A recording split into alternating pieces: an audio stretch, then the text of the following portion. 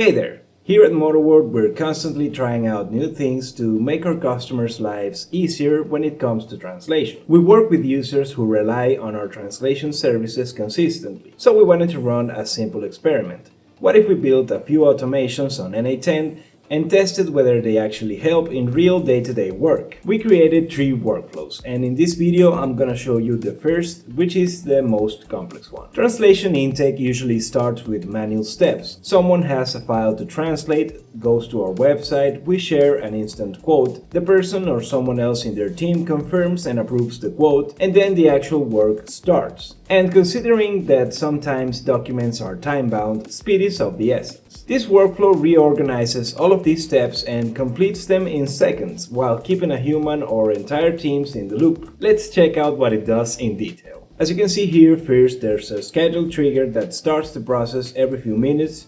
And of course, you can set this up to match your actual workflow. The second node is the one you're going to have to set up for the workflow to run correctly. You're going to need your MotaWord Bearer token, which you can get easily by creating an account and going to the Connect tab. You'll be able to copy it right away at the beginning of the page. You're also going to have to set up the Google Chat webhook for notifications to work. You can do this in any space. Click the drop-down menu in the spaces name up top, go to Apps and Integrations and add a new webhook. Of course, you can name it whatever you want. You can also set up an avatar for the webhook, and you can copy it and paste it into the workflow configuration. Then you're going to have to set up Google Drive's API to work with N8n. And this is very easy to do. If you don't know how to, we actually included a prompt in the description of this video that you can use to start that process. Next in the process is setting up the source and target languages of your files. If you translate several languages constantly, all you have to do is create several copies of the workflow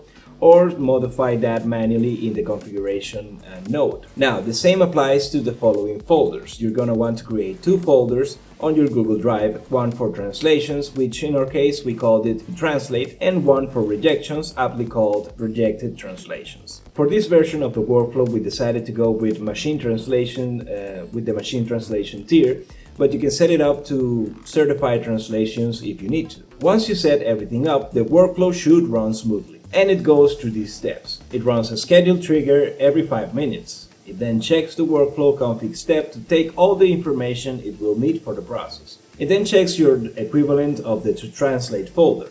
It selects the first eligible file. If there are no files, it sends a notification to your Google Chat saying that there aren't any files to check. If there is a file to check, it downloads it and then normalizes the name. Then it creates the project on MotaWord, and this shares information about the quote and everything you need to know to approve or reject the project. After that is done, it changes the file's name in the folder so that the next run of the workflow doesn't take up already processed files. It then sends the information received from creating the project to your chat, along with approve or reject translation simple buttons. And this is the part where a human is in the loop, because you have to approve these files manually in the Google Chat. And it will wait for your decision on the files. Once you click approve or reject it, it moves on. If you reject the file for some reason, it removes the project from MotaWord so that you have a cleaner setup whenever you want to check out the dashboard. And it then also adds the rejected prefix to the name and moves it to the rejected translations folder, sending a notification later to Google Chat. If you approve it,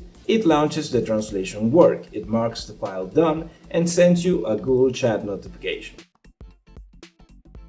Do keep in mind that the notification that you will receive on your Google Chat is sent when the project is launched, not when it is completed. We've created a separate workflow that lets you know the status of all of your projects right on your Google Chat. You can check out the video we created for that workflow here. So, quick question. Do you think this type of workflow would be useful to you or your team?